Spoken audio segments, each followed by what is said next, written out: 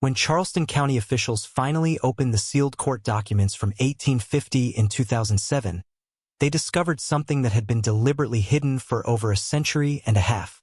Among the dusty ledgers and property records was a leather-bound inventory from the Whitmore estate, describing a slave cabin that should not have existed. The cabin belonging to a woman identified only as DeLine contained items that violated every law governing enslaved people in South Carolina.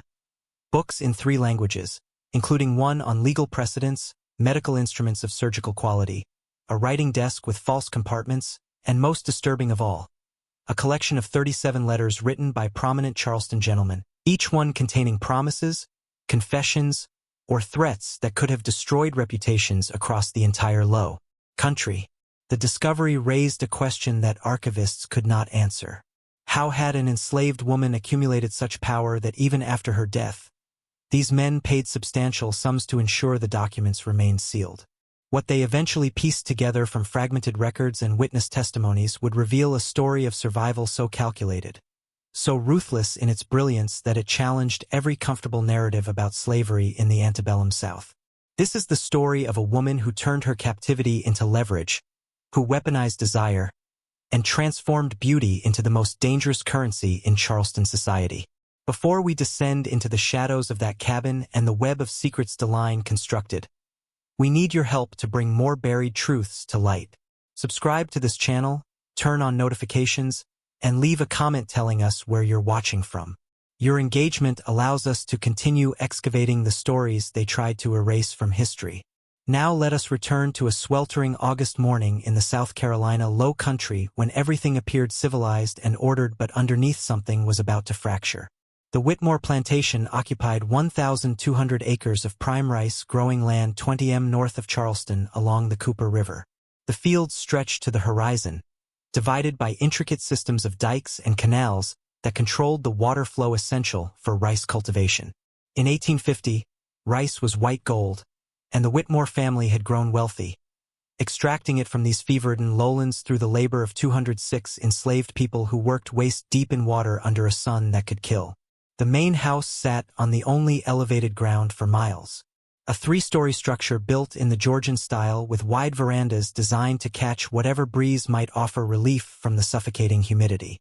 Camellias and elas landscaped the grounds, their beauty carefully cultivated to suggest refinement and order.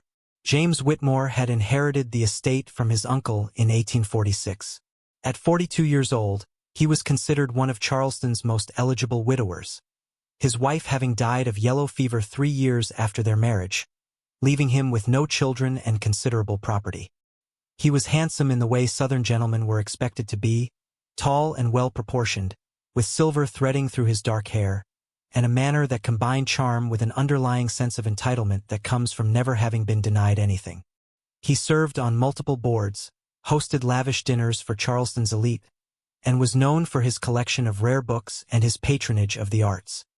He attended St. Michael's Church every Sunday, sitting in the family pew that had belonged to the Whitmore for 3 generations.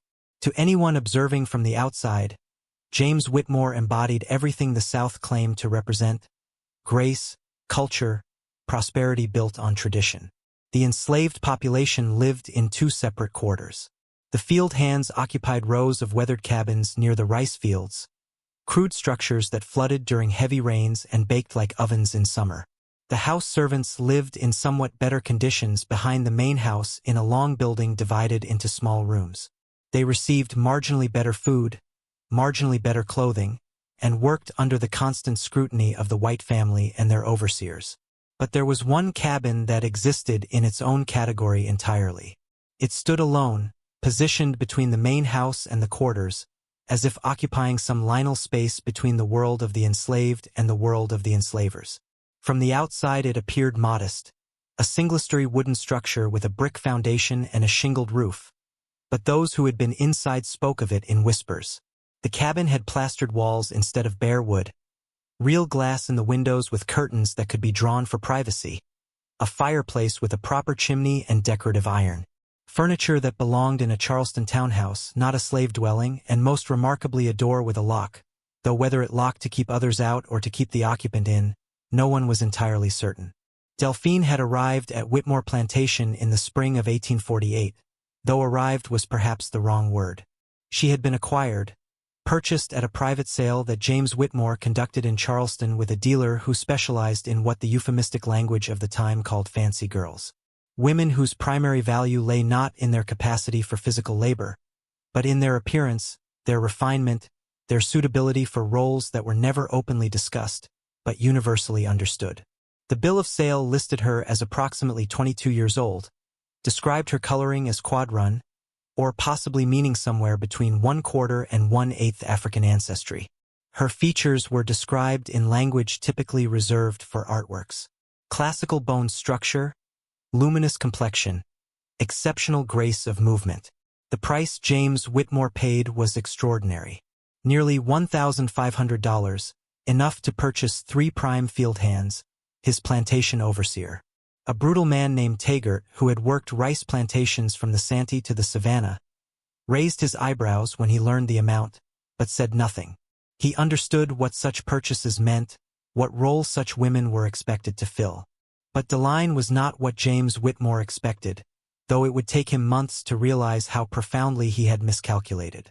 She was beautiful, yes, heartbreakingly so, with skin the color of polished mahogany and amber mixed together, eyes that seemed to change from green to gold depending on the light, and hair that fell in waves past her shoulders when unbound. But her beauty was merely the visible part of something far more complex. Deline could read and write in English, French, and enough Latin to navigate legal documents. She could perform complex arithmetic in her head. She understood human psychology with the precision of a natural predator, could identify weakness and desire within minutes of meeting someone.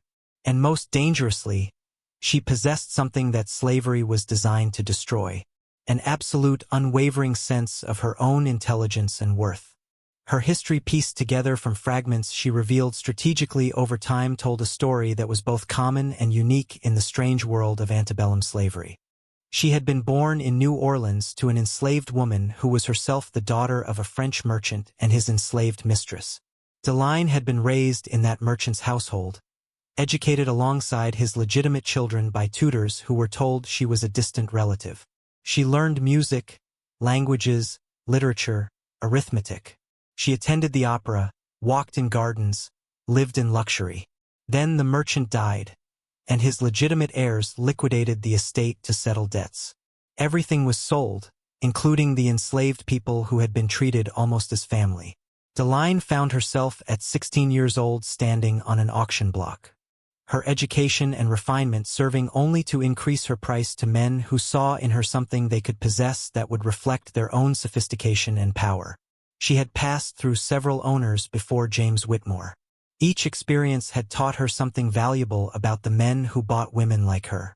They wanted beauty, yes, but they also wanted the illusion of choice, the fantasy that what was coerced was actually freely given. They wanted to believe themselves cultured and benevolent, not brutal. They wanted their power acknowledged, but never named directly. And most of all, they wanted their secrets kept. Deline learned to give them these things, but she also learned to extract payment for what was taken from her. Not in currency that would be noticed, but in small accumulations of power that would matter later.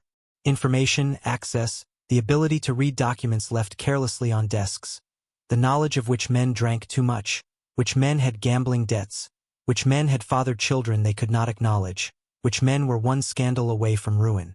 When James Whitmore brought her to his plantation, he installed her in the cabin he had prepared, gave her better clothing than any enslaved person on the estate, ensured she received food from his own kitchen. He visited her 3 or 4 times a week, always after dark, always when the plantation had settled into sleep. He brought her gifts, books, because he knew she could read, jewelry, which she was allowed to wear only in the cabin, fine fabrics, French perfume. He spoke to her as if they were confidants, telling her about his business frustrations, his social ambitions, his disdain for certain neighbors, his complicated feelings about his late wife. He seemed to believe that because Deline had no legal power, she represented no threat, that she was a receptacle for his thoughts and desires, incapable of using what she learned. This was his first fatal mistake. Deline listened to everything. She remembered everything, and she began to build what would eventually become her insurance policy, her weapon, and ultimately her path to a form of freedom that James Whitmore could never have imagined. The other enslaved people on the Whitmore estate viewed Deline with complex emotions. Some resented her privileges, the food she ate, the clothes she wore, the fact that she did not work in the suffocating rice fields or scrub floors in the main house. They saw her as complicit, as someone who had chosen comfort over solidarity.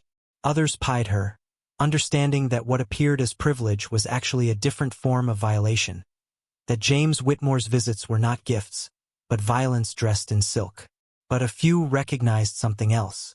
They saw the way Deline watched everything, how she asked careful questions, how she seemed to be collecting information the way others might collect shells on a beach. An older woman named Serafina, who had served in the main house for 30 years and had seen multiple generations of whiters, approached Delphine one evening as she drew water from the well. "You playing a dangerous game, girl?" Serafina said quietly, glancing around to ensure they were alone. "I seen women like you before, women who think they can outsmart masters. It never ends well." Deline met her eyes steadily. "And how does it end for women who don't play games, who simply endure? Do they fare any better?" Serafina was quiet for a long moment. "No," she finally admitted. "I suppose they don't. Then I choose danger over helplessness. At least danger gives me something to work with." From that conversation, an unlikely alliance began to form. Serafina understood the Whitmore household in ways that Deline, isolated in her cabin, could not. She knew which house servants could be trusted, which overseers were corrupt, which neighboring planters visited frequently, and why. She shared this information with Delphine, not because she fully trusted her yet, but because she recognized intelligence when she saw it, and intelligence was a resource too valuable to waste. In return, Deline began to do small favors. When Serafina's grandson was threatened with being sold to settle a debt James Whitmore owed, Deline mentioned to James in an unguarded moment how much she admired men who kept families together, how she found such loyalty attractive in a man's character. James, wanting to appear benevolent in her eyes, decided to keep the boy. When another house servant faced a whipping for a broken dish, Deline suggested to James that such violence disturbed her delicate sensibilities. The punishment was reduced. These were tiny interventions, barely visible ripples in the vast ocean of slavery's cruelties. But they mattered. They created loyalty. They established that Deline, despite her isolated position, could be useful to others, and they taught her something crucial. James Whitmore craved her approval, her admiration, her affection, even though he owned her legally and completely. This psychological need created leverage. By the fall of 1848, Delphine had transformed her cabin into something unprecedented on the Whitmore estate. She had convinced James to allow her books from his library, claiming she wanted to improve her French to please him. He agreed, flattered by the request. She asked for writing materials to practice her penmanship. He provided them, amused by her dedication to self-improvement. What James did not realize was that Deline was studying law. She was reading property law, inheritance law, contract law, every legal text she could access. She was learning the precise boundaries of what was and was not permitted in South Carolina, what constituted legal documentation, what made a contract binding. She was educating herself in the very system that enslaved her, looking for cracks, for vulnerabilities, for ways that knowledge could become power. And she was writing every night by candlelight. She documented everything James told her, every business deal, every debt, every grudge against his neighbors, every transgression, every secret. She wrote down the names of men who visited the plantation for purposes other than business. She noted dates, times, circumstances. She recorded conversations she overheard when serving drinks at dinner parties. James occasionally allowed her to attend, positioned as decorative servant rather than guest, but close enough to hear everything. She was building an archive, a collection of truths that powerful men desperately needed to keep hidden. On a humid evening in late October, James arrived at Delphine's cabin in an unusually agitated state. He poured himself whiskey from the decanter he kept there and drank it quickly, then poured another. "I have a problem," he said, not looking at her. "A significant financial problem." Delphine waited, her hands folded in her lap, her expression one of concerned attention. This was the pose she had perfected. Beautiful, sympathetic, absolutely non-threatening. I invested heavily in a shipping venture, James continued. Cotton to Liverpool. The ship was captured by pirates off the African coast. Complete loss. I owe substantial sums to several creditors, men who will not be patient about repayment. How much do you owe? Deline asked softly. James laughed bitterly. Enough that I may have to sell portions of the estate, field hands, perhaps even some of the rice land. He looked at her then, and his expression was complex. I would never sell you, he said. You understand that, don't you? Whatever happens, I would protect you. Deline felt ice in her stomach, but her face showed only gratitude. Thank you, she whispered. That gives me great comfort. But she understood immediately what his words actually meant. If James faced financial ruin, nothing would be protected. Everything would be sold, including her. His promise was worthless, built on the arrogant assumption that his desires would outweigh economic necessity. She had perhaps months, perhaps only weeks before everything changed. That night, after James left, Deline made a decision. She would not wait for catastrophe. She would create her own leverage, her own security. She would transform from victim to architect of her own survival. She pulled out her hidden writings and began to organize them differently. Instead of a chronological journal, she began crafting individual documents. Each one focused on a specific person, a specific secret letters that appeared to be correspondence, but were actually carefully constructed insurance policies. Each one detailed information that, if revealed, would destroy the subject's reputation, business, or family. And then she did something extraordinary. She began to write to these men directly. The first letter Deline sent was to a man named Marcus Ashford, one of Charleston's most respected attorneys and a state legislator who visited the Whitmore plantation regularly under the pretense of discussing legal matters with James. What Marcus Ashford actually did during those visits was meet with one of the house servants, a young man named Samuel, in the small storage building behind the main house.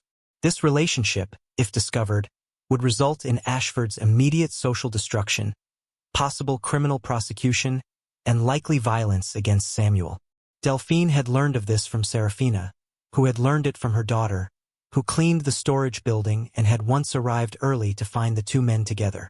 The information had been kept secret within the enslaved community because exposing it would endanger Samuel, but Deline saw in it an opportunity that could benefit everyone involved if handled correctly. She wrote the letter carefully, making sure her handwriting could not be traced, using paper that James kept in his study, and that she had taken one sheet at a time over several weeks. The letter was brief and precise. Mr. Ashford, I possess detailed knowledge of your visits to the Whitmore estate, and the nature of your interest in one of its enslaved residents. I have no desire to expose this information, as doing so would harm someone I consider innocent of any wrongdoing. However, I require certain assurances for the future protection of both parties involved. If you are willing to discuss an arrangement that serves mutual interests, place a black ribbon on the gate post of Street Phillips Churchyard on Sunday next. If I see no ribbon, I will assume you prefer the matter to remain unrest, though I cannot guarantee others will not eventually discover what I know. A concerned party, she gave the letter to Serafina, who gave it to her son, who worked as a delivery boy in Charleston, and could slip it under Ashford's office door without attracting attention. Then Deline waited, her heart pounding with fear and exhilaration. She had crossed a line. If this went wrong, if Ashford reported the letter to James, she would be tortured to reveal her sources and then sold to the Crillis plantation her owner could find, or simply killed quietly and her body disposed of in the swamp. That Sunday, Deline convinced James to allow her to attend church services. She sometimes went with him, sitting in the balcony section reserved for enslaved people, visible evidence of his piety in allowing even his servants to receive Christian instruction. From her position in the balcony, she could see Street Phillips Churchyard through the window. A black ribbon fluttered from the gate post. 2 days later, a response arrived through the same circuitous route. Ashford's letter was to state your terms. Deline wrote back with specific requests. First, Ashford would prepare manumission papers for Samuel, backdated and held in trust, to be filed immediately if anything happened to Samuel or if he faced being sold. Second, Ashford would establish a legal document declaring that a certain cabin on the Whitmore estate and all its contents belonged to a free woman of color named Deline Lauren in payment for services rendered, also backdated to suggest a legitimate transaction. The document would remain unfiled but ready to be activated if necessary. Third, Ashford would provide Delphine with information about Charleston's legal community, specifically which lawyers might be sympathetic to cases involving enslaved people and which judges could be influenced by scandal or pressure. In exchange, Deline would maintain absolute silence about Ashford's secret. Moreover, she would actively protect it, ensuring that no one else in the enslaved community spoke of what they knew. She would become his ally in maintaining the discretion that protected both Samuel and himself. Ashford agreed. He had no choice. Within 3 weeks, Deline possessed documents that, while not making her legally free, created the framework for potential freedom. More importantly, she had demonstrated that her strategy could work. She had transformed knowledge into leverage, had turned the vulnerability of a powerful white man into security for enslaved people. She repeated this pattern with 6 other men over the following year. A merchant who was embezzling from his business partners.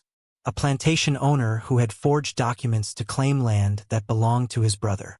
A banker who was conducting affairs with the wives of his clients. A minister whose sermons against sin concealed his own visits to Charleston's brothel. Each man received a letter. Each man made a choice to cooperate rather than risk exposure. Each man provided something valuable. Legal documents, financial information, connections, protection. Deline was building a network, not of allies exactly, but of men whose self-interest aligned with her survival. She was creating a web of mutual assured destruction where her death or disappearance would trigger the release of information that would destroy multiple powerful people. She made sure each man understood this. Her silence was valuable only if she remained alive, safe, and in control of her archive. But she was also doing something more subtle. She was redistributing small amounts of power back to the enslaved community. Through her interventions, families were kept together who would have been separated. Punishments were reduced or eliminated. A few people received small amounts of money that allowed them to purchase their own freedom. A young woman who had been targeted by an overseer was transferred to work in Charleston for a household that treated enslaved people less brutally. These actions made Deline a figure of legend among the enslaved population of the Low Country. Stories circulated about the beautiful woman in the cabin who somehow had the power to change white men's minds, who could prevent sales and punishments, who seemed to operate by rules that did not apply to anyone else. Some praised her as a guardian angel. Others feared her as someone trafficking with dark powers. The truth was more mundane and more remarkable. She was simply more intelligent and more ruthless than the men who thought they owned her. James Whitmore remained oblivious to all of this. He saw what he wanted to see. A beautiful, educated woman who seemed grateful for his protection and attentive to his needs. He believed he had created the perfect arrangement, had found someone who combined refinement with availability, who could discuss literature and philosophy while remaining completely under his control. His blindness would prove catastrophic. In the spring of 1849, James' financial situation worsened dramatically. The debts he had mentioned to Delphine had grown, compounded by additional bad investments and a rice crop partially destroyed by unexpected flooding. Creditors were becoming insistent. James began selling property, first small parcels of land, then enslaved people he considered least essential to the plantation's operation. The atmosphere on the estate changed. Fear rippled through the quarters as families realized they might be separated. As people who had lived their entire lives in one place faced being sold to plantations in Georgia or Alabama or Mississippi, places so far away they might as well be different countries. The overseers became more brutal, as if violence could somehow stabilize a collapsing economic structure.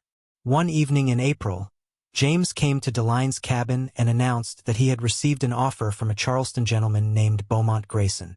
Grayson was wealthy, connected, and interested in acquiring certain specialized property from the Whitmore estate. James did not specify what property, but his meaning was clear. "He has offered $1,500, James said, avoiding Delphine's eyes. It would resolve a significant portion of my immediate debts. Deline felt the floor seemed to tilt beneath her. This was the moment she had prepared for, but had hoped would never come. "You told me you would never sell me," she said quietly. "I said I would protect you," James replied. And now he looked at her directly. "Grayson is a gentleman. He would treat you well, better perhaps than I can at this point, given my circumstances. It would be a better situation for you." The rationalization was pathetic, but Deline recognized it for what it was. James, convincing himself that his financial necessity was actually benevolence, that selling her was somehow an act of care. "When?" she asked. "The transaction would occur in 2 weeks. Grayson is currently in Colombia, but will return to Charleston on the 23rd. He would collect you then and settle the debt." After James left, Deline sat in her cabin, surrounded by the books, the furniture, the comfortable prison he had created, and she felt something she had not allowed herself to feel in years. Terror. Not the constant low-grade fear that was part of existing as an enslaved person, but acute paralyzing terror that all her planning, all her careful construction of leverage, would be meaningless, because she would be removed from the network she had built, transported to a new location where she would have to start over with no resources and no time unless she acted immediately. Deline pulled out all her hidden documents and spread them across her table. She had letters implicating 7 men. She had legal papers prepared by Ashford that could theoretically establish her freedom, though they had never been tested in court. She had information about James Whitmore's finances that could destroy his remaining credit if revealed. And she had 2 weeks to transform all of this into actual salvation. She began writing letters not to the men she had already ensnared, but to their associates, their business partners, their wives. She wrote to Beaumont Grayson himself. A letter that detailed certain financial improprieties of James Whitmore's that would make any property purchased from him potentially subject to creditor claims.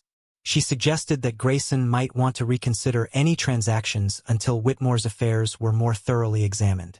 She wrote to James' largest creditors, mentioning that she had personal knowledge of assets James had concealed from them, assets that could be seized to satisfy debts if they acted quickly.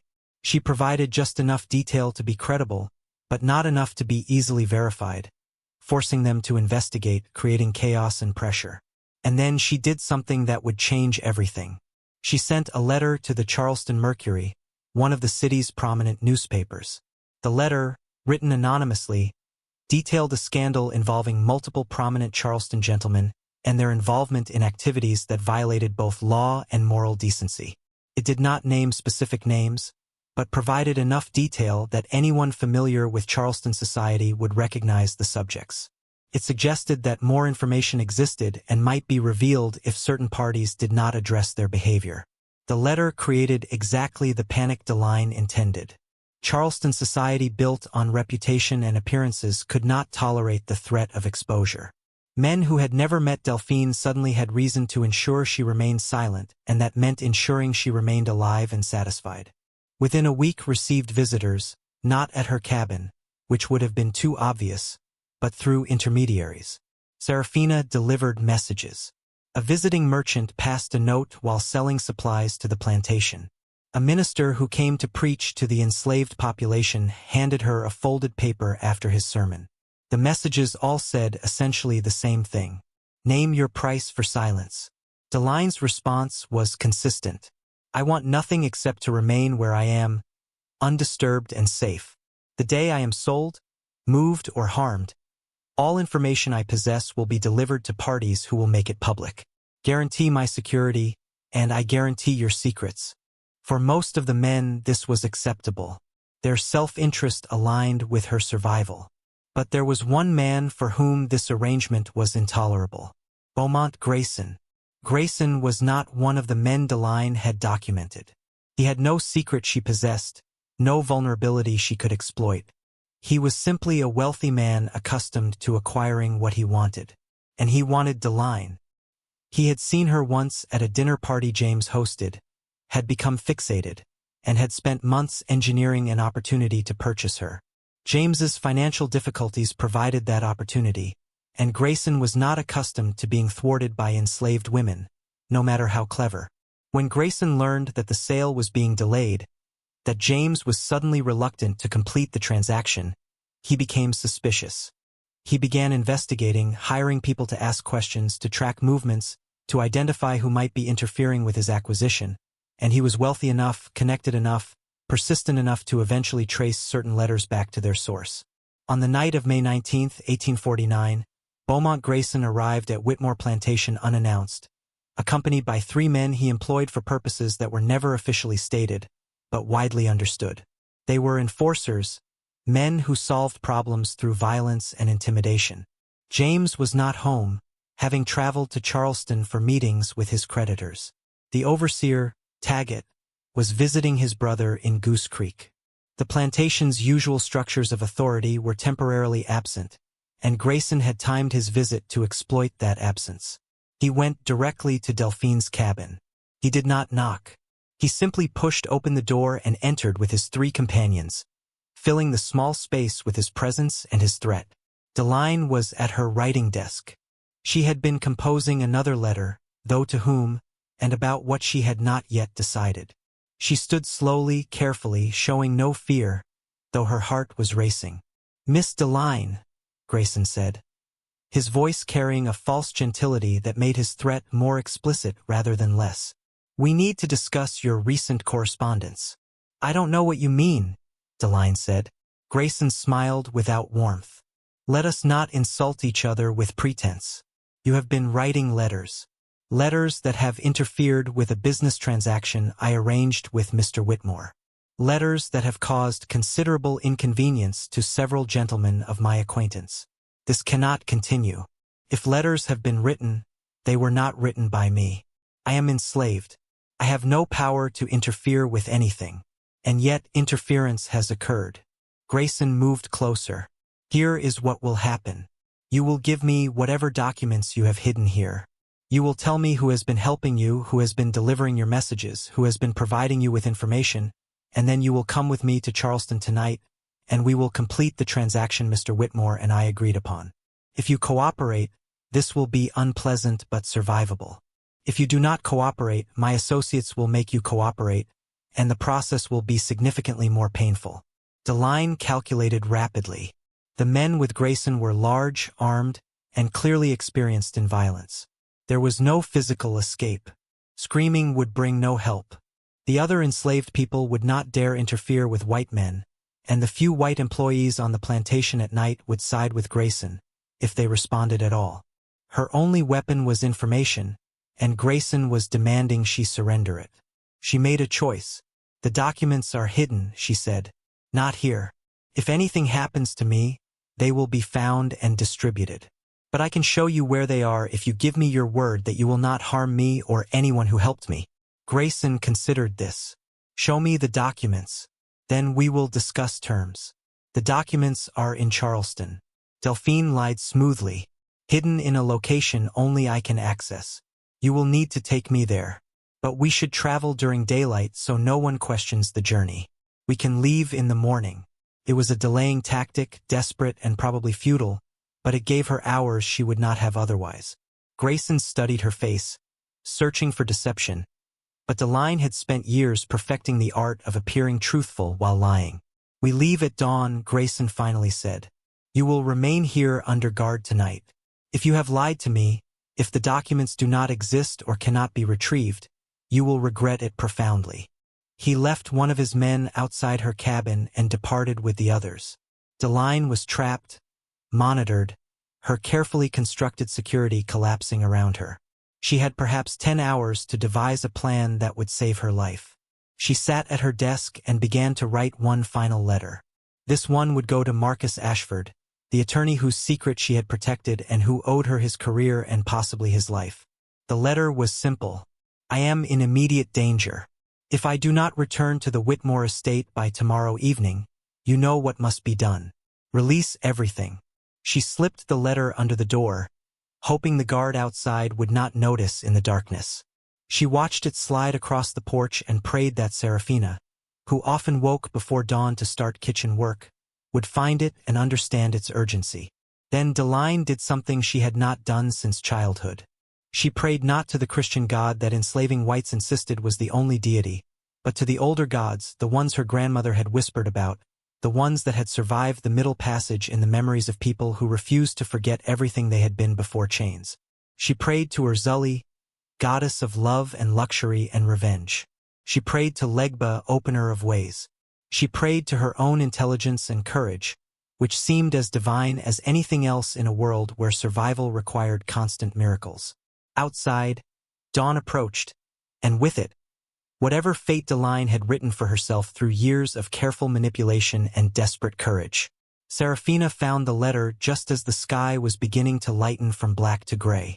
She was walking toward the kitchen house when she saw the folded paper on Delphine's porch, partially hidden under the edge of the steps. The guard Grayson had left was dozing against the wall, his head nodding forward. Serafina moved silently, a skill learned from decades of navigating white spaces where being noticed could be dangerous. She palmed the letter and continued walking as if nothing had occurred. In the kitchen house, away from any observers, she opened the letter and read it quickly. Serafina could read, though she hid this ability carefully. She had been taught by a previous Whitmore, an aunt of James's, who had held peculiar ideas about education and Christian duty before dying of consumption 30 years earlier. Serafina had kept the skill secret, knowing that literacy was simultaneously valuable and dangerous for enslaved people in South Carolina, where teaching slaves to read had been illegal since 1834. She understood immediately that Deline was in crisis. She also understood that the letter needed to reach Charleston before Grayson took Deline there, or whatever leverage Deline possessed would be neutralized. Serafina called her son Thomas, who worked as a stable hand and often ran errands to Charleston. She gave him the letter and specific instructions. Deliver it to Marcus Ashford's office before 8 o'clock. Tell no one. Come back immediately. Thomas left within minutes, riding one of the plantation's horses, and carrying a forged pass that Serafina had learned to create over the years. The pass identified him as running an urgent errand for James Whitmore regarding legal matters. It would satisfy any patrol that might question an enslaved man traveling alone at dawn. While Thomas rode toward Charleston, Deline sat in her cabin, aware that the guard outside was now awake and alert. She could hear him shifting position, clearing his throat, checking his pistol. The sun was rising, painting the sky in shades of orange and pink that seemed obscene in their beauty given the circumstances. Soon Grayson would return, and she would be forced to maintain her lie about documents hidden in Charleston, buying hours she might not be able to use effectively. But Deline had not survived this long by relying on single strategies. She had always maintained multiple plans, backup options, alternative routes to safety, and she had one more card to play, though it was dangerous and uncertain. James Whitmore was scheduled to return from Charleston that morning. If Deline could delay Grayson's departure long enough for James to arrive, she might be able to create a confrontation between the two men. James's vanity and possessiveness meant he would not appreciate Grayson taking Delphine without his explicit permission, regardless of whatever agreement they had made. It was a slim hope predicated on one man's wounded pride overcoming another man's determination. But it was something. When Grayson arrived with his 3 companions at 7 o'clock, Deline was dressed and waiting. She had chosen her appearance carefully. Simple clothing, hair bound back, no jewelry.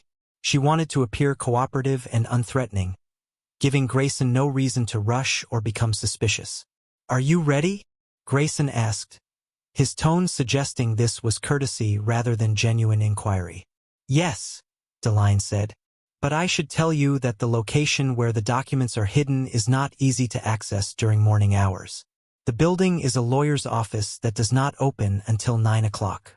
We would need to arrive at precisely the right time to enter without attracting attention." This was partially true. Ashford's office did open at 9. Deline was betting that Grayson would prefer discretion over speed, that he would not want witnesses to whatever occurred when she could not produce the documents she had promised. Grayson's eyes narrowed. "How convenient. Tell me, Miss Deline, do you take me for a fool?" "Not at all. I take you for a careful man who understands that forcing entry into a lawyer's office during business hours would create exactly the kind of attention that neither of us desires. If we time this correctly, I can retrieve what you want quietly and efficiently. Grayson studied her for a long moment. If you are attempting to delay, if you believe someone will rescue you, I assure you that no one is coming. You are property, and property disputes are settled between white men, not by white men on behalf of property. I understand that completely, Deline said, which is why I am cooperating. Grayson gestured to his men. We will wait here until 8. Then we depart for Charleston. If your documents are not where you claim, if this is deception, you will not enjoy the consequences. They settled into uncomfortable waiting. Grayson sat in the cabin's single chair while his men stood by the door and windows. Deline remained on the edge of her bed, her hands folded, her mind racing through possibilities and calculations. Every minute that passed was a minute closer to James's potential return. A minute closer to Ashford receiving her letter. A minute closer to either salvation or catastrophe. At 7:45, one of Grayson's men stepped outside and then returned quickly. Someone's coming. Carriage approaching from the main road. Grayson stood and looked out the window. Deline's heart accelerated. If this was James, if he had returned earlier than expected, the situation was about to change dramatically. The carriage came into view, and Deline recognized it immediately as James Whitmore's. He was returning from Charleston, though his timing seemed impossibly fortunate.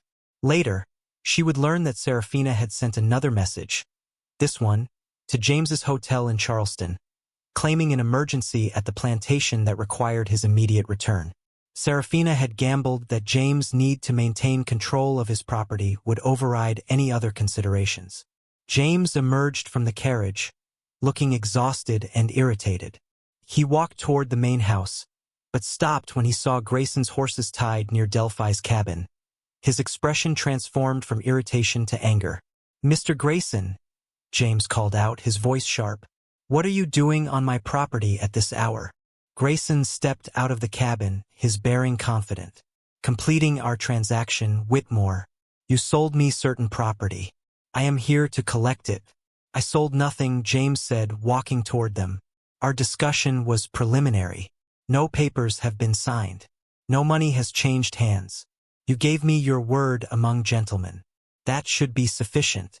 James's face flushed. Deline recognized the signs of his temper rising, the same temper he usually controlled carefully, but that occasionally erupted when he felt his authority challenged. "Among gentlemen, yes, but I am learning that you are no gentleman, Grayson. You come to my plantation without invitation. You enter buildings without permission. You presume to take my property without proper documentation. This is not how business is conducted.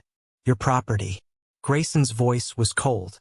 "You are drowning in debt, Whitmore. Everyone in Charleston knows it. You do not have the luxury of selective morality about how business is conducted. You need my money, and I want what I purchased." "Get off my land," James said. "Now, before I have you removed," Grayson laughed. "By whom? Your overseer is not here. Your field hands would not dare intervene in white men's business. You are alone, Whitmore, and you are weak." This was the moment when everything could collapse into violence. Deline saw James's hand move toward the pistol he kept in his coat. She saw Grayson's men shift their positions, readying themselves. She saw how quickly this could end in bloodshed that would accomplish nothing except ensuring she ended up as property of whoever survived. She stepped forward, moving between the two men, a slave woman inserting herself into a confrontation between white men, an action so transgressive that both James and Grayson turned to stare at her in shock. "Gentlemen," she said, her voice calm and clear, "perhaps there is a solution that serves everyone's interests." "Be silent," James snapped. "This does not concern you." "With respect, Mr. Whitmore, concerns me entirely. I am apparently the subject of this dispute." She turned to Grayson. "You want to acquire me because you believe I possess information that threatens you. But that information's value lies in its potential revelation, not in its suppression. If you purchase me, you control me physically, but you do not control what I have already set in motion." Grayson's expression was dangerous. "Explain." "Letters have already been written and placed with people I trust. If I disappear, if I am sold, if I am harmed, Those letters will be delivered to their intended recipients. Your attempt to control me through ownership will fail because the mechanism of revelation has already been established. Then I will simply kill you, Grayson said flatly. Dead people cannot trigger anything. Dead people trigger everything. Deline counted. My death would be the signal for my associates to act. And unlike me, they have no reason to maintain silence once I am gone. You gain nothing from my death except the certainty of your own ruin. James was watching this exchange with growing comprehension. What information? He demanded. What are you talking about? Delphine turned to him, and for the first time since arriving at his plantation, she allowed him to see her fully, not as the compliant, beautiful possession he had created, but as the intelligent, strategic survivor she had always been. I have been documenting certain activities, she said. Not just yours, though I know more about your financial situation than you might prefer, but also the activities of several prominent Charleston gentlemen who have secrets they wish to protect. Mr. Grayson is concerned that his association with some of these gentlemen might become public knowledge. James looked at Grayson. What association? Nothing that concerns you, Grayson said tightly. But Deline continued. Mr. Grayson has been purchasing enslaved people who have witnessed certain activities and then transporting them to plantations in Cuba, where they can never testify about what they saw. He has been cleaning up evidence for men who engage in activities that South Carolina law prohibits. He has made himself indispensable to people who cannot afford exposure. The silence that followed was absolute. Grayson's face had gone white, then red. James was staring at both of them, trying to process information that reconfigured everything he thought he understood. You are lying, Grayson finally said. Am I? Then why are you here at dawn with armed men demanding to take an enslaved woman you supposedly purchased through proper channels? Why not simply arrive with documentation and collect your property through normal means? Because you know that I have evidence that threatens your entire operation. Grayson moved toward her, his hand reaching for her throat, but James stepped between them. Whatever else James Whitmore was, whatever cruelties he had committed or enabled, his possessiveness was absolute. No one touched what belonged to him without permission. Touch her, James said quietly, and I will kill you. She is lying, Grayson repeated.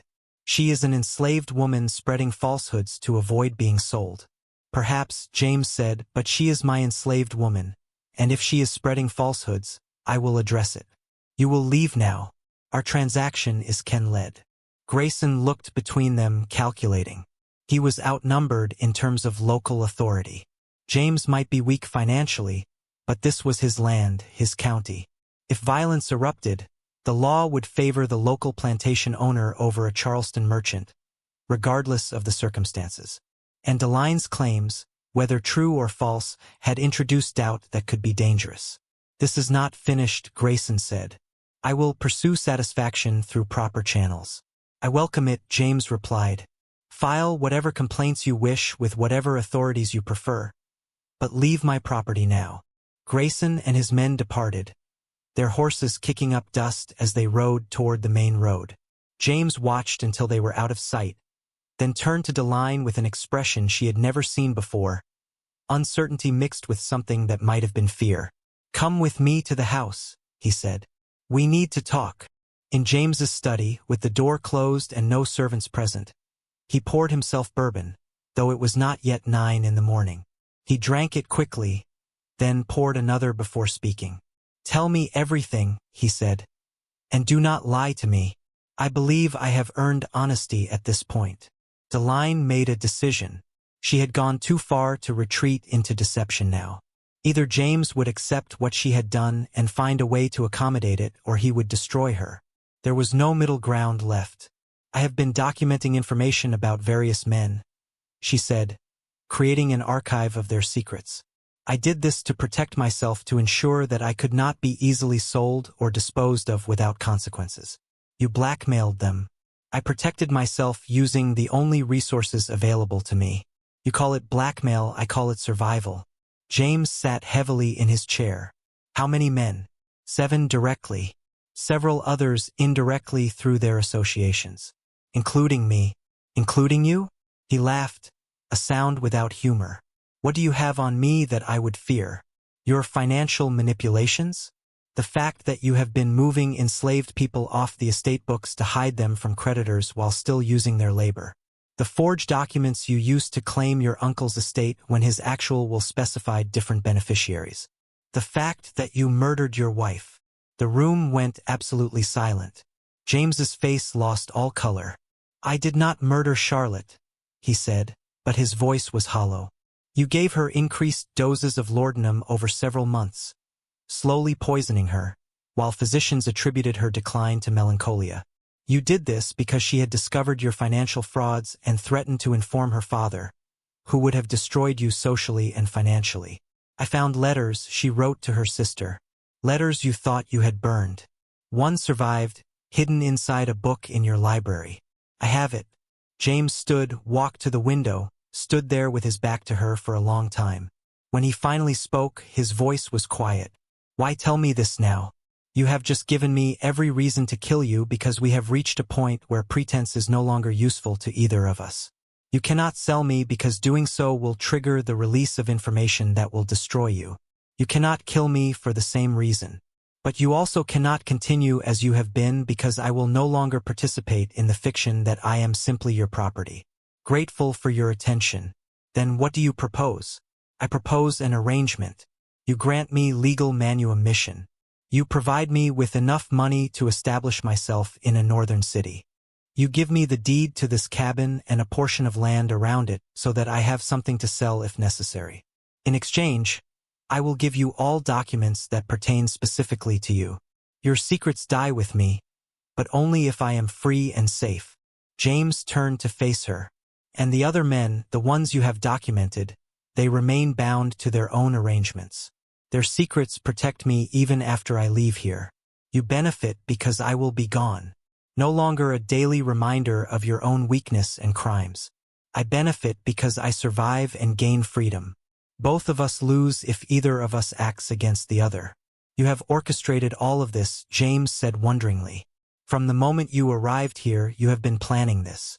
From the moment I was born enslaved, I have been planning this. You and this plantation were simply the circumstances I had to work with. James sat again, his bourbon glass empty. You are extraordinary, he said, and terrifying. I am necessary, Deline corrected. I am what your system created when it enslaved people with intelligence and education and then assumed they would remain passive tools. If I agree to this, how do I know you will keep your word? How do I know you will not reveal my secrets anyway once you are free? For the same reason you know I have kept them until now, because my survival depends on the value of my silence. The moment I reveal what I know, I become useless and therefore vulnerable. But as long as powerful men need my discretion, I remain valuable and protected. This is not morality. Mr. Whitmore, this is mathematics. James studied her face as if seeing her clearly for the first time. You never cared for me at all, did you? All of those evenings, all of those conversations. It was all performance. Deline could have lied to preserve his feelings, but she was done with that kind of mercy. No, she said simply. I did not care for you, but I made you believe I did because that was the price of survival. You wanted a doll that could speak and think, but remain obedient. I gave you that illusion while building my escape. The cruelty of this honesty seemed to wound him more deeply than any of her other revelations. He had wanted to believe that their arrangement, however unequal, had contained some element of genuine connection. Learning that it had been entirely fabricated, entirely strategic, apparently hurt more than learning she had been blackmailing him. When would you leave? He asked finally. Within a week. I need time to finalize certain arrangements and ensure that all parties understand the new circumstances. And you swear you will give me the documents about Charlotte, about the financial matters, about everything that concerns me directly? I swear it. On the same day I receive my manumission papers properly filed and recorded, you will receive all documents that pertain to you. They will be bundled separately, clearly marked. You can destroy them however you wish. James poured himself another bourbon. Do it, he said. Arrange whatever needs to be arranged. I will contact Marcus Ashford today to begin the legal process.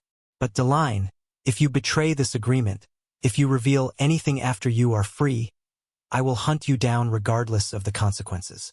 I will not die alone. I understand, Deline said. And I promise you, Mr. Whitmore, I have no desire to destroy you unless you give me no choice. My freedom is worth more to me than your ruin. She left his study and walked back to her cabin, her legs shaking with reaction to the confrontation she had just survived. She had gambled everything on James's fear, outweighing his pride, and she had won. But the game was not over yet. She still needed to finalize arrangements with the other men, ensure her documents were properly secured, and navigate the complex process of actually leaving South Carolina as a newly freed woman of color, which came with its own dangers and restrictions. That afternoon, Thomas returned from Charleston with a message from Marcus Ashford. He would come to the plantation the following day to begin the legal proceedings. The letter also contained a warning. Beaumont Grayson had been asking questions about Ashford's client list and had suggested that certain lawyers might find themselves under investigation if they were discovered to be assisting slaves in illegal activities. The threat was clear. Grayson had not accepted defeat. He was attempting to cut off Deline's support network to isolate her before moving against her again. She had perhaps days before he found a way to neutralize her protections. Deline sat in her cabin that evening, surrounded by her documents, her archive of secrets, the paper weapons she had forged from observation and intelligence. She had set liberation in motion, but she was not free yet. And Beaumont Grayson, unlike James Whitmore, was not a man whose pride could be manipulated or whose fear could be relied upon. He was a predator who had been thwarted, and predators did not stop hunting simply because their prey proved difficult to catch. The final confrontation was coming, and Deline needed to ensure she survived it. Marcus Ashford arrived at Whitmore Plantation on the morning of May 21, 1849. Carrying a leather satchel filled with legal documents, he met with James in the study for over 2 hours while Deline waited in her cabin, uncertain whether the meeting would result in her freedom or her destruction. When James finally summoned her, Ashford was still present, his expression professionally neutral. "The papers are being drawn up," James said without preamble. "Your mission will be filed with Charleston County within 3 days. Mr. Ashford has agreed to handle the transaction and ensure all documentation is properly recorded. However, there is a complication." Deline's stomach tightened. What complication? Ashford spoke for the first time. South Carolina law requires that any enslaved person granted freedom must leave the state within 1 year or risk being re-enslaved. Additionally, there are substantial taxes and fees associated with manumission designed to discourage the practice. Mr. Whitmore will need to pay approximately $400 in various charges to complete your freedom legally. $400 was a fortune, more than most free people of color earned in 2 years. Deline looked at James, who was studying papers on his desk to avoid meeting her eyes. "I will pay it," James said. "Consider it the final price of my own freedom from this arrangement. But understand, Deline, that once these papers are filed, you will have 1 year to leave South Carolina. If you remain beyond that time, you can be arrested and re-enslaved by anyone who claims you. The law is designed to ensure that free people of color do not establish themselves in this state." "I understand," Deline said. "I will leave within the month." "There is one more matter," Ashford interjected. "Mr. Beaumont Grayson has been making inquiries. He has suggested to several people that you may have been involved in illegal activities, specifically extortion and theft of documents from white citizens. If he can convince a magistrate to issue a warrant,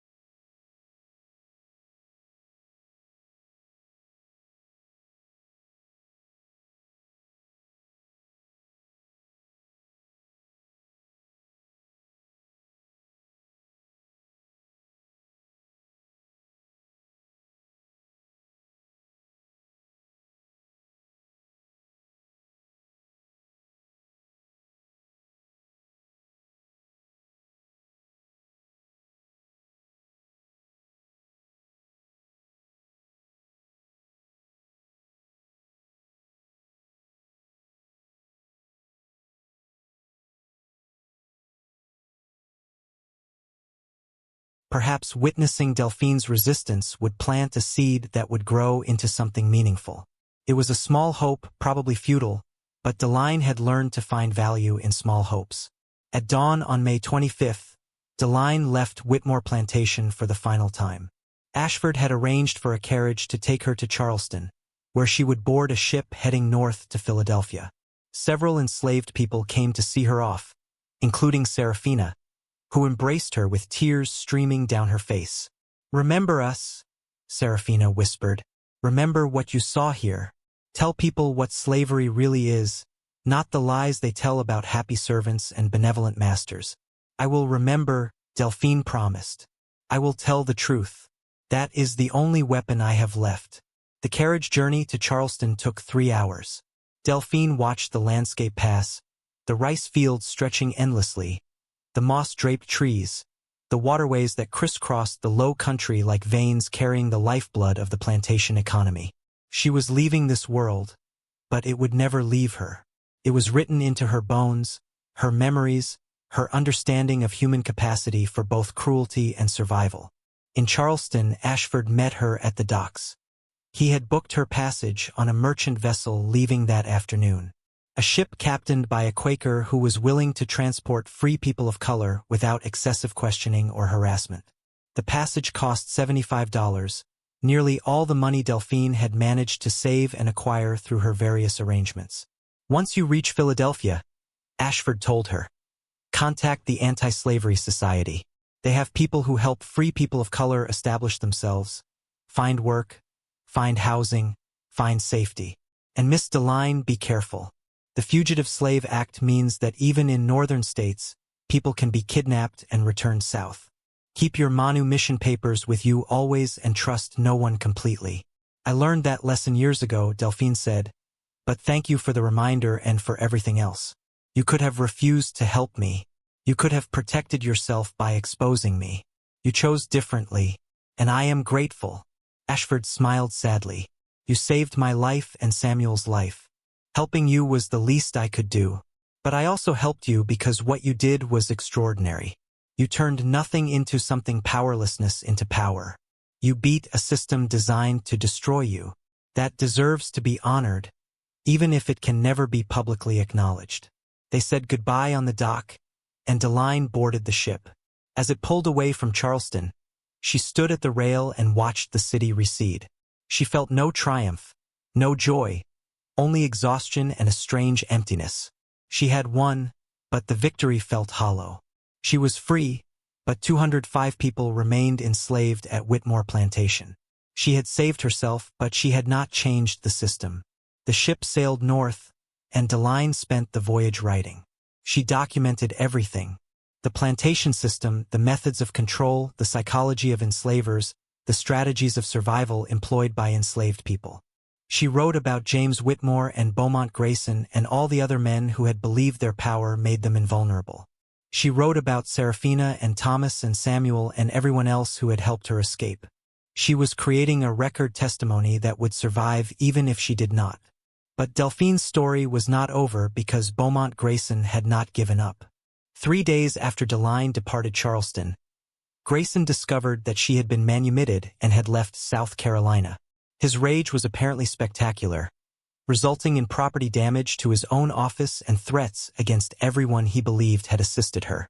He demanded that authorities pursue her for theft and extortion, but his demands were met with bureaucratic indifference. Deline was legally free and had broken no laws that South Carolina courts recognized. Enslaved people blackmailing their owners was not a crime the legal system was designed to address because acknowledging such cases would require admitting that enslaved people possessed the intelligence and agency to manipulate their masters. But Grayson was not constrained by legal niceties. He hired men to travel north, offering substantial rewards for information about a free woman of color, matching Deline's description. He sent letters to contacts in Philadelphia, Baltimore, New York, and Boston, describing her and suggesting that she had stolen property that needed to be recovered. He was attempting to create a network that would eventually locate her and bring her back south, legally or otherwise. Delphine learned of this through the network she had established. Letters reached her in Philadelphia, forwarded through circuitous routes, warning her that Grayson was hunting her. She responded by disappearing. She changed her name, altered her appearance, moved to a different city. She stopped writing letters to anyone in South Carolina, cutting all connections that could be traced. She became invisible in the way she had once been visible, using anonymity as a weapon instead of information. For 2 years, Grayson searched, and then in the spring of 1851, he stopped. The reason became clear when news reached Philadelphia that Beaumont Grayson had been found dead in his Charleston office, killed by a single gunshot to the head. Authorities ruled it suicide, noting that Grayson had been facing significant financial difficulties and possible criminal charges related to his business practices. Some evidence suggested he had been engaged in illegal smuggling operations, transporting enslaved people to Cuba in violation of federal law. His death eliminated the primary witness to these activities, and the investigation quietly concluded. Delphi learned of Grayson's death through a letter from Marcus Ashford. The letter said nothing explicit, but DeLine understood the implication. The men whose secrets Grayson knew, the men he had been protecting and profiting from, had decided he had become more dangerous than useful. His persistent pursuit of Delphine had drawn attention to their activities. His death solved multiple problems simultaneously. Whether DeLine felt relief or horror at this news, she never recorded. But Grayson's death did not end her caution. She continued to live quietly, working as a seamstress, then as a teacher in a school for free black children. She avoided public attention, formed few close relationships, and kept her history largely secret. The trauma of enslavement and the years of strategic manipulation had left her unable to fully trust anyone, unable to believe in safety even when she had achieved it. In 1854, DeLine married a free black man named Isaiah Miller, a carpenter who had purchased his own freedom 10 years earlier. They had one daughter named Seraphina in honor of the woman who had helped DeLine escape. Delphi told her daughter stories about South Carolina, about the plantation, about the people who had remained enslaved when she gained freedom. She wanted Seraphina to understand that her mother's freedom had been purchased not just with intelligence and courage, but with the suffering of others who did not escape. When the Civil War began in 1861, DeLine was 33 years old and living in Boston. She worked with freed people who fled north during the war, helping them navigate the complex process of establishing new lives. She used the skills she had learned during enslavement, the ability to read situations and people to manipulate systems to find leverage in powerless positions. But now she used these skills to help others rather than just herself. She also testified when abolitionists asked her to speak about her experiences. She agreed, though she never revealed the full extent of what she had done to escape. She described the plantation system, the methods of control, the psychological violence that accompanied physical bondage.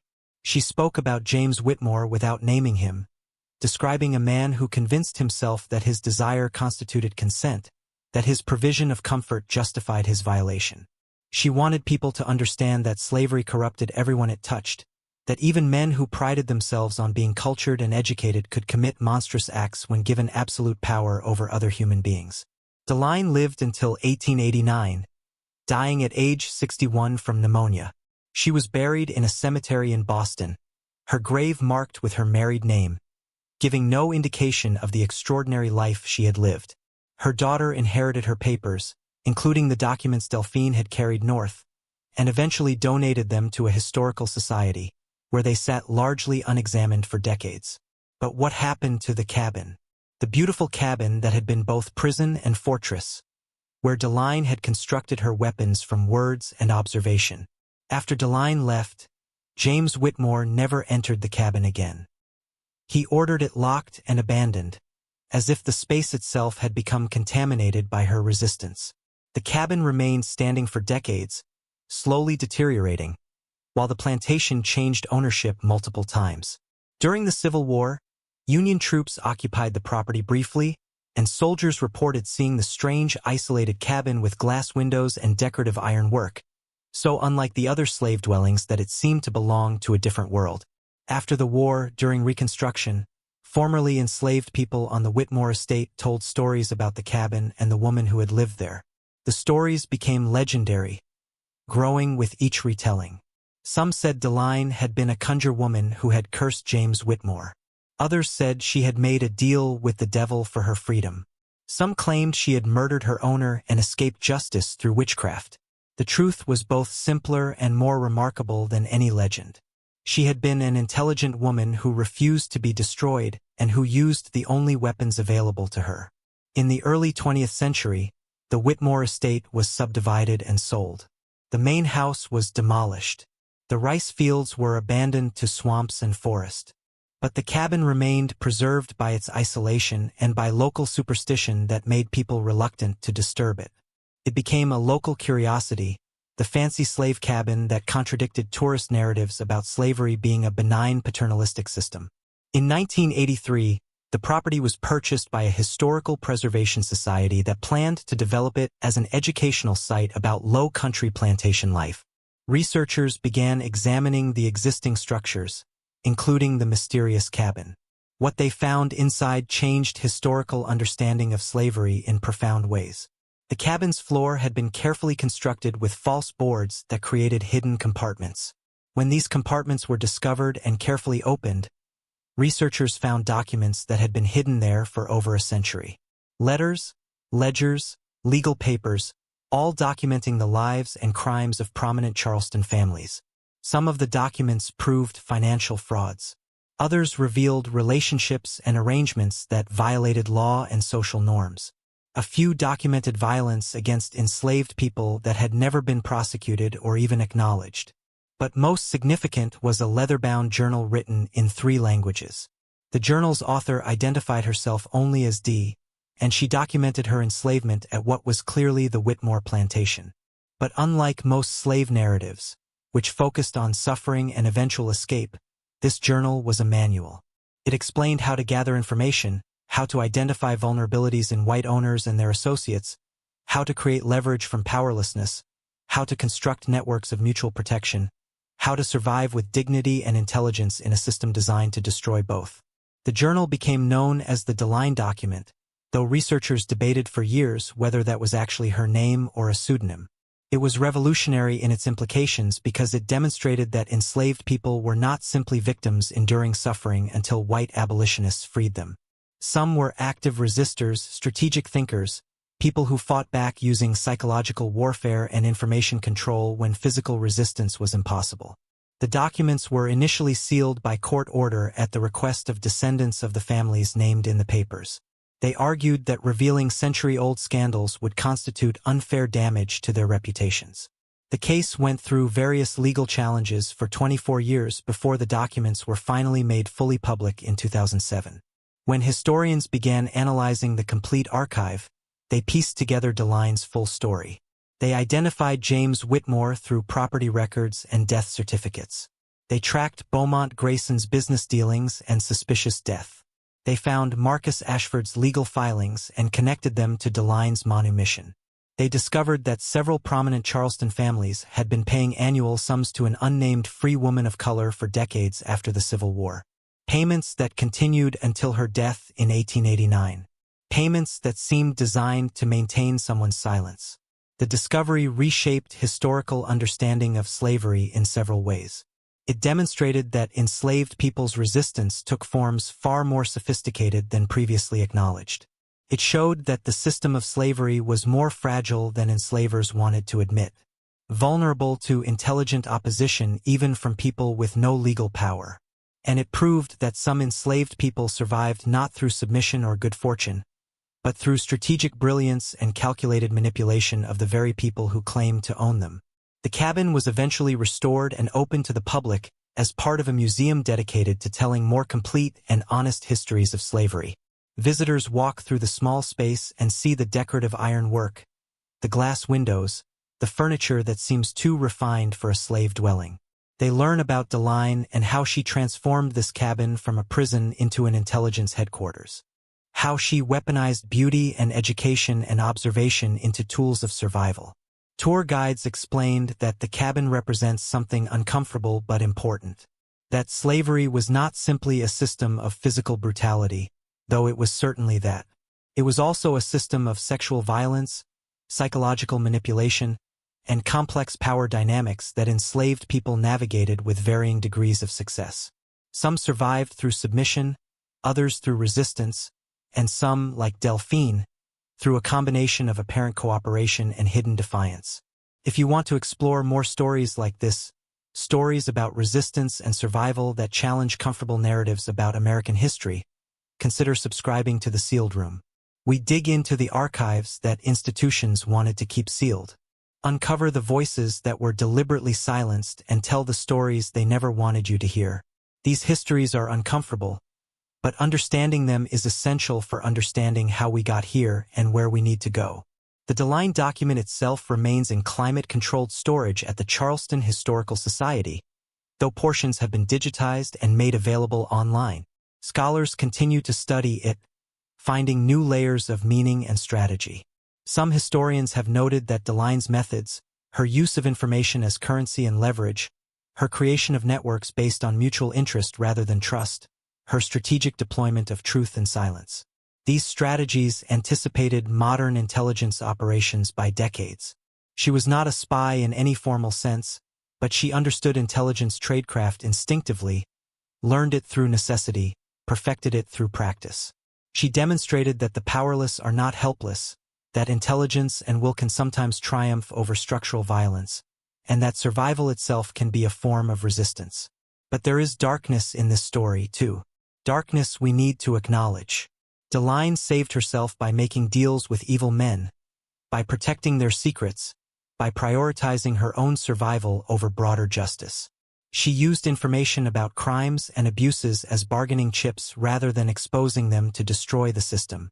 In this way, she participated in maintaining the silence that allowed slavery to continue even as she personally escaped it. This moral complexity is important. DeLine was not a hero in the simple sense. She was a survivor who made impossible choices in an impossible situation. She used the only tools available to her, and those tools required collaboration with people whose secrets should have been exposed, whose crimes should have been punished. But judgment is easy from a position of freedom. What would any of us do if our choices were enslavement or compromise? Who among us can honestly say we would choose differently? The cabin stands today as a testament to human resilience and human complexity. It reminds us that resistance takes many forms, that survival strategies can be as sophisticated as any military campaign, and that the people we were taught to view as passive victims were actually active agents in their own stories, making choices and creating possibilities within brutal constraints. But it also reminds us that slavery corrupted everything it touched. DeLine's brilliance was forged in hell. Her strategic genius was a response to being treated as property. The skills that saved her should never have been necessary because the system that required them should never have existed. Her survival was a victory, but it was a victory that left scars that came at terrible cost, that required sacrifices and compromises that haunted her for the rest of her life. The most haunting item found in that cabin was a small wooden box hidden beneath the floorboards. Inside were locks of hair tied with different colored ribbons. Research suggested these were from other enslaved people on the plantation. People Delphine had known, people who had remained behind when she escaped. Each lock was labeled with a name and a date. It was a memorial, a way of remembering people who would never be officially remembered, whose names would never appear in histories, whose lives would be forgotten by everyone except this one woman who refused to forget. This is what slavery did. It created situations where the only way to survive was to leave others behind, where saving yourself meant accepting that others would not be saved, where freedom came with guilt because it was partial, individual, incomplete. DeLine carried that guilt for 40 years after her escape.